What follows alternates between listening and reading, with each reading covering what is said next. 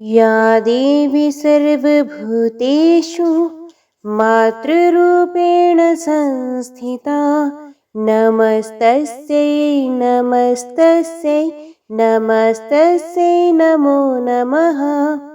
जय माता दी। संतोषी माता की व्रत कथा परम कल्याणकारी है। जो शुक्रवार के दिन उपवास रखता है और संतोषी माता की कथा पढ़ता व सुनता है, उसका दुख दूर हो जाता है और जीवन में सुखों की वर्षा होने लगती है। उसकी सभी मनोकामनाएं माता की असीम कृपा से अवश्य ही पूर्ण होती हैं। मान्यता है कि संतोषी माता की व्रत कथा कहते व सुनते समय हाथ में गुड़ व भुने चने रखें। सुनने वाला संतोषी माता की जय, संतोषी माता की जय मुख से बोलता जाए। संतोषी माता की व्रत कथा समाप्त होने पर हाथ का गुड़ चना गौ माता को खिला दे। कलश में रखा हुआ गुड़ चना सबको प्रसाद के रूप में बांट दे। कथा से पहले कलश को जल से भरे, उसके ऊपर गुड़ चने से भरा कटोरा रख दे। संतोषी माता की व्रत कथा समाप्त होने और आरती होने के बाद कलश के जल को घर में सब जगह छिड़क दें और बचा हुआ जल तुलसी जी की क्यारी में डाल दें। व्रत के उद्यापन में अढ़ाई सेर खाजा, मोमनदार पूड़ी, खीर, चने का शाक नैवेद्य रखे। घी का दीपक जलाकर संतोषी माता की जय जयकार करते हुए नारियल फोड़े। इस दिन घर में कोई खटाई ना खावे और ना आप खाएं, ना किसी दूसरे को खाने दें। इस दिन 8 लड़कों को भोजन कराएं। देवर जेठ घर कुटुंब के लड़के मिलते हों तो दूसरों को बुलाना नहीं। कुटुंब में ना मिले तो ब्राह्मणों, रिश्तेदारों या पड़ोसियों के लड़के बुलाएं। उन्हें खटाई की वस्तु ना दे तथा भोजन कराकर यथाशक्ति दक्षिणा दें। जय माता दी। आज की इस वीडियो के माध्यम से हम आपके सामने लाए हैं संतोषी माता की व्रत कथा। उम्मीद करती हूँ इस कथा का पूरा फल लेने के लिए आप इस कथा को शुरू से लेकर अंत तक जरूर श्रवण करेंगे। तो प्रेम से बोलो संतोषी माता की जय। एक बुढ़िया थी और उसके 7 पुत्र थे। 6 कमाने वाले थे, एक निकम्मा था। बुढ़िया माँ 6 पुत्रों की रसोई बनाती, भोजन कराती और पीछे से जो कुछ भी बचता सो सातवें को देती थी। परंतु वे बड़ा ही भोला भाला था, मन में कुछ विचार नहीं करता था। एक दिन अपनी बहू से बोला, देखो मेरी माता का मुझ पर कितना प्यार है। पर वे बोली, क्यों नहीं, सबका जूठा बचा हुआ तुमको खिलाती है। वे बोला, भला ऐसा ही क्यों हो सकता है, मैं जब तक आंखों से ना देखूं मान नहीं सकता। बहू ने हंसकर कहा, तुम देख लोगे तब तो मानोगे। कुछ दिन बाद बड़ा त्योहार आया। घर में 7 प्रकार के भोजन और चूरमे के लड्डू बने। वे जांचने को सिर दर्द का बहाना कर पतला कपड़ा सर पर ओढ़कर रसोई घर में सो गया और कपड़े में से सब देखता रहा। संतोषी माता की व्रत कथा के अनुसार 6 भाई भोजन करने आए। उसने देखा माँ ने उनके लिए सुंदर सुंदर आसन बिछाए हैं, 7 प्रकार की रसोई परोसी है। वे आग्रह करके जिमाती है। वे देखता रहा। 6 भाई भोजन कर उठे तब माता ने उनकी जूठी थालियों में से लड्डुओं के टुकड़ों को उठाया और एक लड्डू बनाया। जूठन साफ कर बुढ़िया माँ ने पुकारा, उठो बेटा, 6 भाई भोजन कर गए, अब तू ही बाकी है, उठना, कब खाएगा। वे कहने लगा, माँ मुझे भोजन नहीं करना, मैं परदेश जा रहा हूँ। माता ने कहा, कल जाता हो तो आज ही जा। वे बोला, हाँ हाँ आज ही जा रहा हूँ। ये कहकर वे घर से निकल गया। चलते समय बहू की याद आई। वे गौशाला में उपले थाप रही थी। वहीं जाकर उससे बोला, हम जावे परदेश को आगे कुछ काल, तुम रहियो संतोष से धर्म अपनो पाल। जवाब में उसकी पत्नी बोली, जाओ पिया आनंद से हमरू सोच हटाए। राम भरोसे हम रहे, ईश्वर तुम्हें सहाय। दे निशानी आपनी देख, धरू मैं धीर। सुध हमरी मति विसारियो, रखियो मन गंभीर। वे बोला, मेरे पास तो कुछ नहीं, ये अंगूठी है सो ले, अपनी कुछ निशानी मुझे दे। वे बोली, मेरे पास क्या है, ये गोबर भरा हाथ है। ये कहकर उसकी पीठ में गोबर के हाथ की थाप मार दी और वे चल दिया। चलते चलते दूर देश पहुंचा।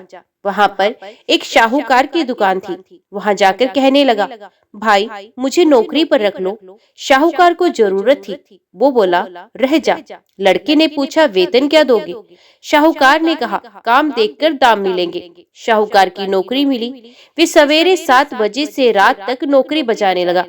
कुछ दिनों में दुकान का सारा लेन देन, हिसाब किताब, ग्राहकों का माल बेचना, सारा काम करने लगा। शाहूकार के 7-8 नौकर और थे, वे सब चक्कर खाने लगे। ये तो बहुत होशियार बन गया है। सेठ ने भी काम देखा और 3 महीने में उसे आधे मुनाफे का साझीदार बना लिया। ये 12 वर्ष में ही नामी सेठ बन गया और मालिक सारा कारोबार उस पर छोड़कर बाहर चला गया। संतोषी माता व्रत कथा के अनुसार अब बहू पर क्या बीती वो सुनो। सास ससुर उसे दुख देने लगे, सारी गृहस्थी का काम करके उसे लकड़ी लेने जंगल में भेजते। इसी बीच घर की रोटियों के आटे से जो भूसी निकलती, उसकी रोटी बनाकर रख दी जाती और फूटे नारियल के खोपरे में पानी देते। इस तरह दिन बीतते रहे। एक दिन वे लकड़ी लेने जा रही थी कि रास्ते में बहुत सी स्त्रियां संतोषी माता का व्रत करती दिखाई दी। वे वहां खड़ी हो कथा सुनकर बोली, बहनों, ये तुम किस देवता का व्रत करती हो और इसके करने से क्या फल मिलता है? इस व्रत के करने की क्या विधि है?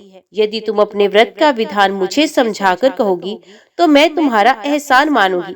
तब उनमें से एक स्त्री बोली, सुनो, ये संतोषी माता का व्रत है और संतोषी माता की कथा है। इसके करने से निर्धनता, दरिद्रता का नाश होता है, लक्ष्मी आती है, मन की चिंताएं दूर होती हैं, घर में सुख होने से मन को प्रसन्नता और शांति मिलती है, निपुत्र को पुत्र मिलता है, प्रीतम बाहर गया हो तो जल्दी आता है, कंवारी कन्या को मनपसंद वर मिलता है, राजद्वारे में बहुत दिनों से मुकदमा चलता हो तो खत्म हो जाता है, सब तरह सुख शांति हो, घर में धन जमा होता है, पैसा जायदाद का लाभ हो, रोग दूर हो जावे तथा और जो कुछ मन में कामना हो वे सब इस संतोषी माता की कृपा से पूरी हो जाए, इसमें संदेह नहीं। वे पूछने लगी, ये व्रत कैसे किया जाए, ये भी बताओ तो बड़ी कृपा होगी। स्त्री कहने लगी, 1.25 रुपए का गुड़ चना लेना, इच्छा हो तो 5.25 रुपए का लेना या 11.25 रुपए का भी, सहूलियत के अनुसार से लेना, बिना परेशानी, श्रद्धा और प्रेम से जितना बन सके लेना। 1.25 रुपए से 5.25 रुपए तथा इससे भी ज्यादा शक्ति हो और भक्ति अनुसार ले। हर शुक्रवार को निराहार रह संतोषी माँ की कथा कहना और सुनना। इसके बीच क्रम टूटे नहीं, लगातार नियम पालन करना। सुनने वाला कोई न मिले तो घी का दीपक जलाना, उसके आगे जल के पात्र को रख कथा कहना, परंतु नियम न टूटे। जब तक कार्य सिद्ध न हो नियम पालन करना और कार्य सिद्ध हो जाने पर ही व्रत का उद्यापन करना। 3 मास में माता फल पूरा करती हैं। यदि किसी के खोटे ग्रह हों तो भी माता 1 वर्ष में अवश्य कार्य को सिद्ध कर देती हैं। कार्य सिद्ध होने पर ही उद्यापन करना चाहिए, बीच में नहीं। उद्यापन में 2.5 सेर आटे का खाजा तथा इसी परिमाण में खीर तथा चने का साग करना। 8 लड़कों को भोजन कराना, जहाँ तक मिले देवर, जेठ, भाई, बंधु, कुटुंब के लड़के लेना, ना मिले तो रिश्तेदारों और पड़ोसियों के लड़के बुलाना, उन्हें भोजन कराना, यथाशक्ति दक्षिणा दे माता का नियम पूरा करना। पर उस दिन घर में कोई खटाई न खावे। ये सुनकर बुढ़िया के लड़के की बहू चल दी। रास्ते में लकड़ी के बोझ को बेच दिया और उन पैसों से गुड़ चना ले माता के व्रत की तैयारी कर आगे चली। सामने मंदिर देख पूछने लगी, ये मंदिर किसका है? सब कहने लगे, संतोषी माता का मंदिर है। ये सुन माता के मंदिर में जाकर माता के चरणों में लौटने लगी, दीन होकर विनती करने लगी, माँ, मैं निबट मूर्ख हूँ, व्रत के नियम कुछ नहीं जानती, मैं बहुत दुखी हूँ। हे माता, हे जगत जननी, मेरा दुख दूर कर, मैं तेरी शरण में हूँ। माता को दया आ गई। एक शुक्रवार बीता कि दूसरे शुक्रवार को ही इसके पति का पत्र आया और तीसरे को उसका भेजा हुआ पैसा भी आ पहुंचा। ये देख जेठानी मुंह सिकोड़ने लगी, इतने दिनों में पैसा आया, इसमें क्या बड़ाई है? लड़के ताने देने लगे, काकी के पास अब पत्र आने लगे हैं, रुपया आने लगा है, अब तो काकी की खातिर बढ़ेगी, अब तो काकी बुलाने से भी नहीं बोलेगी। बेचारी सरलता से कहती, भैया पत्र आवे रुपया आवे तो हम सबके लिए अच्छा है ना। ऐसा कहकर आंखों में आंसू भरकर संतोषी माता के मंदिर में आग मातेश्वरी के चरणों में गिरकर रोने लगी। माँ, मैंने तुमसे पैसा नहीं मांगा, मुझे पैसे से क्या काम, मुझे तो अपने सुहाग से काम है, मैं तो अपने स्वामी के दर्शन और सेवा मांगती हूँ। तब माता ने प्रसन्न होकर कहा, जा बेटी, तेरा स्वामी आएगा। ये सुन भी खुशी से बावली हो घर में जा काम करने लगी। अब संतोषी माँ विचार करने लगी, इस भोली पुत्री से मैंने कह तो दिया तेरा पति आएगा, पर आएगा कहाँ से? वे तो स्वप्न में भी इसे याद नहीं करता। उसे याद दिलाने मुझे जाना पड़ेगा। इस तरह माता बुढ़िया के बेटे के पास जा स्वप्न में प्रकट हो कहने लगी, शाहूकार के बेटे सोता है या जागता है? वे बोला, माता सोता भी नहीं हूँ, जागता भी नहीं हूँ, बीच में ही हूँ। कहो क्या आ गया है? माँ कहने लगी, तेरा घर बार कुछ है या नहीं? वे बोला, मेरा सब कुछ है माता, माँ बाप भाई बहन बहू, क्या कमी है? माँ बोली, भोले पुत्र, तेरी स्त्री घोर कष्ट उठा रही है, माँ बाप उसे दुख दे रहे हैं, वे तेरे लिए तरस रही है, तो उसकी सुध ले। वे बोला, हाँ माता, ये तो मुझे मालूम है, परंतु मैं जाऊं तो जाऊं कैसे? परदेश की बात है, लेन देन का कोई हिसाब नहीं, कोई जाने का रास्ता नहीं नजर आता, कैसे चला जाऊं? माँ कहने लगी, मेरी बात मान, सवेरे नहा धोकर संतोषी माता का नाम ले, घी का दीपक जला, दंडवत कर दुकान पर जा बैठना। देखते देखते तेरा सारा लेन देन सब चुक जाएगा, जमा माल बिक जाएगा, सांझ होते होते धन का ढेर लग जाएगा। जब सवेरे बहुत जल्दी उठ उसने लोगों से अपने सपने की बात कही, तो वे सब उसकी बात अनसुनी कर खिल्ली उड़ाने लगे। कहीं सपने भी सच होते हैं? एक बूढ़ा बोला, देख भाई, मेरी बात मान, इस प्रकार सच झूठ करने के बदले देवता ने जैसा कहा है वैसा कर, तेरा क्या जाता है? वे बूढ़े की बात मानकर स्नान कर संतोषी माता को दंडवत प्रणाम कर घी का दीपक जलाकर दुकान पर जा बैठा। थोड़ी देर में क्या देखता है, देने वाले रुपया लाए, लेने वाले हिसाब लेने लगे। कोठे से भरा सामानों के खरीदार नकद दाम से सौदा करने लगे। शाम तक धन का ढेर लग गया। माता का चमत्कार देख प्रसन्न हो मन में माता का नाम ले घर ले जाने के वास्ते गहना कपड़ा खरीदने लगा और वहाँ के काम से निपट वे घर को रवाना हुआ। वहाँ बहू बेचारी जंगल में लकड़ी लेने जाती है। लौटते वक्त माँ के मंदिर पर विश्राम करती है। वे तो उसका रोजाना रुकने का स्थान था। दूर से धूल उड़ती देख वे माता से पूछती है, हे माता, ये धूल कैसी उड़ रही है? माँ कहती है, हे पुत्री, तेरा पति आ रहा है। अब तू ऐसा कर, लकड़ियों के 3 बोझ बना ला, एक नदी किनारे रख, दूसरा मेरे मंदिर पर और तीसरा अपने सर पर। तेरे पति को लकड़ी का गट्ठा देखकर मोह पैदा होगा, वे वहाँ रुकेगा, नाश्ता पानी बना खाकर माँ से मिलने जाएगा। तब तू लकड़ियों का बोझ उठाकर घर जाना और बीच चौक में गड्ढा डालकर 3 आवाजें जोर से लगाना, लो सासू जी, लकड़ियों का गट्ठा लो, भूसी की रोटी दो, नारियल के खोपड़े में पानी दो, आज कौन मेहमान आया है? माँ की बात सुन बहू बहुत अच्छा माता कहकर प्रसन्न लकड़ियों के साथ 3 गड्ढे ले आई। एक नदी घाट पर, एक माता के मंदिर पर रखा। इतने में एक मुसाफिर आ पहुंचा। सूखी लकड़ी देख उसकी इच्छा हुई कि अब यहीं विश्राम करे और भोजन बना खाकर गांव जाए। इस प्रकार भोजन बना विश्राम कर वे गांव को गया। सबसे प्रेम से मिला। उसी समय बहू सर पर लकड़ी का गट्ठा लिए आती है। लकड़ी का भारी बोझ आंगन में डाल जोर से 3 आवाज देती है, लो सासू जी, लकड़ी का गट्ठा लो, भूसी की रोटी दो, नारियल के खोपरे में पानी दो, आज कौन मेहमान आया है? ये सुनकर सास बाहर आ अपने दिए हुए कष्टों को भुलाते हुए कहती है, बहू ऐसा क्यों कहती है? तेरा मालिक ही तू आया है, आ बैठ, मीठा भात खा, भोजन कर, कपड़े गहने पहन। इतने में आवाज सुनकर उसका स्वामी बाहर आता है और अंगूठी देख व्याकुल हो माँ से पूछता है, माँ ये कौन है?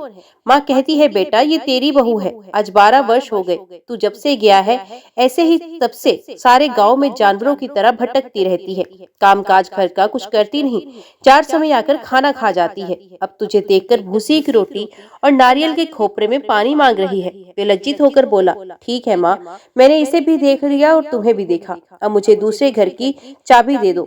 तब माँ बोली, ठीक है बेटा, तेरी जैसी मर्जी, कहकर ताली का गुच्छा पटक दिया। उसने चाबी ले दूसरे कमरे जो तीसरी मंजिल के ऊपर था खोलकर सारा सामान जमा दिया। एक दिन में ही वह वहाँ राजा के महल जैसा ठाट बाट बन गया। अब क्या था, वे दोनों सुख पूर्वक रहने लगे। इतने में अगला शुक्रवार आया। बहू ने अपने पति से कहा, मुझे माता का उद्यापन करना है। पति बोला, बहुत अच्छा, खुशी से करो। वे तुरंत ही उद्यापन की तैयारी करने लगी। जेठ के लड़कों को भोजन के लिए कहने गई। उसने मंजूर किया, परंतु पीछे जेठानी अपने बच्चों को सिखलाती है, देखो रे, भोजन के समय सब लोग खटाई मांगना, जिससे उसका उद्यापन पूरा न हो। लड़के जिमने आए। खीर पेट भर खाई, परंतु याद आते ही कहने लगे, हमें कुछ खटाई दो, खीर खाना हमें भाता नहीं। देखकर अरुचि होती है। बहू कहने लगी, खटाई किसी को नहीं दी जाएगी, ये तो संतोषी माता का प्रसाद है। लड़के तुरंत उठकर खड़े हो गए, बोले पैसा लाओ। भोली बहू कुछ जानती नहीं थी, सो उन्हें पैसे दे दिए। लड़के उसी समय जाके इमली ला खाने लगे। ये देखकर बहू पर माता जी का कोप हो गया। राजा के दूत उसके पति को पकड़ कर ले गए। जेठ जेठानी मनमाने खोटे वचन कहने लगे, लूट लूट कर धन इकट्ठा कर लाया था, सो राजा के दूत पकड़ कर ले गए। अब सब मालूम पड़ जाएगा जब जेल की हवा खाएगा। बहू से ये वचन सहन नहीं हुए। रोती रोती माता के मंदिर में गई। हे माता, तुमने ये क्या किया? हंसाकर अब क्यों रुलाने लगी? माता बोली, पुत्री, तूने उद्यापन करके मेरा व्रत भंग किया है, इतनी जल्दी सब बातें भुला दी। वे कहने लगी, माता भूली तो नहीं हूँ, ना कुछ अपराध किया, मुझे तो लड़कों ने भूल में डाल दिया, मैंने भूल से उन्हें पैसे दे दिए, मुझे क्षमा कर दो माँ। माँ बोली, ऐसी भी भूल कहीं होती है? ये बोली, माँ मुझे माफ कर दो, मैं फिर तुम्हारा उद्यापन करूंगी। माँ बोली, अब भूल मत करना। वे बोली, अब ना होगी। माँ अब बताओ वे कैसे आएंगे? माँ बोली, जा पुत्री, तेरा पति तुझे रास्ते में ही आता मिलेगा। वे घर को चली। राह में पति आता मिला। उसने पूछा, तुम कहाँ गए थे? तब वे कहने लगा, इतना धन कमाया है, उसका कर राजा ने मांगा था, वे भरने गया था। वे प्रसन्न होकर बोली, भला हुआ, अब घर चलो। कुछ दिन बाद फिर शुक्रवार आया। वे बोली, मुझे माता का उद्यापन करना है। पति ने कहा, करो। फिर वे जेठ के लड़कों से भोजन को कहने गई। जेठानी ने तो एक दो बातें सुनाई और लड़कों को सिखा दिया कि पहले खटाई मांगना। लड़के कहने लगे, हमें खीर खाना नहीं भाता, जी बिगड़ता है, कुछ खटाई खाने को देना। वे बोली, खटाई खाने को नहीं मिलेगी, आना हो तो आओ। पर वह ब्राह्मणों के लड़कों को भोजन कराने लगी। यथाशक्ति दक्षिणा दी की जगह एक एक फल उन्हें दिया। इससे संतोषी माता प्रसन्न हुई। माता की कृपा होते ही 9वें मास उसको चंद्रमा के समान सुंदर पुत्र प्राप्त हुआ। पुत्र को लेकर प्रतिदिन माता जी के मंदिर में जाने लगी। माँ ने सोचा, ये रोज आती है, आज क्यों ना मैं इसके घर चलूं, इसका आसरा भी देखूं तो सही। ये विचार कर माता ने भयानक रूप बनाया। गुड़ और चने से सना मुख, ऊपर सूंड के समान होठ, उस पर मक्खियां भिन भिना रही थी। दहलीज में पांव रखते ही उसकी सास चिल्लाई, देखो रे, कोई चुड़ैल डाकिन चली आ रही है, लड़को इसे भगाओ, नहीं तो किसी को खा जाएगी। लड़के डरने लगे और चिल्लाकर खिड़की बंद करने लगे। बहू रोशनदान में से देख रही थी। प्रसन्नता से पगली होकर चिल्लाने लगी, आज मेरी माताजी मेरे घर आई हैं। ये कहकर बच्चे को दूध पिलाने से हटाती है। इतने में सास का क्रोध फूट पड़ा। बोली, रान ऐसे देखकर कैसे उतावली हुई है, जो बच्चे को पटक दिया। इतने में माँ के प्रताप से जहाँ देखो वहीं लड़के ही लड़के नजर आने लगे। ये बोली, माँ जी, मैं जिनका व्रत करती हूँ ये वही संतोषी माता है। इतना कह झट से सारे घर के किवाड़ खोल देती है। सबने माता के चरण पकड़ लिए और विनती कर कहने लगे, माता, हम मूर्ख हैं, हम अज्ञानी हैं, हम पापी हैं, तुम्हारे व्रत की विधि हम नहीं जानते, तुम्हारा व्रत भंग कर हमने बहुत बड़ा अपराध किया है। हे माता, आप हमारा अपराध क्षमा करें। इस प्रकार माता प्रसन्न हुई। माता ने बहू को जैसा फल दिया वैसा सबको दो। जो कथा पढ़े और सुने उसका मनोरथ पूर्ण हो। तो प्रेम से बोलो, संतोषी माता की जय। जय माता दी। आज की वीडियो में इतना ही। उम्मीद करती हूँ वीडियो आपको पसंद आई होगी। वीडियो पसंद आई हो तो वीडियो को लाइक और चैनल को सब्सक्राइब जरूर कीजिएगा। जय मां संतोषी लिखकर कमेंट बॉक्स में अपनी हाजिरी और अपने सुझाव देना ना भूलिएगा। तो मिलते हैं अगली कथा अगली वीडियो के साथ। तब तक के लिए देखते व सुनते रहिए। जय मां कंचन, जय माता दी।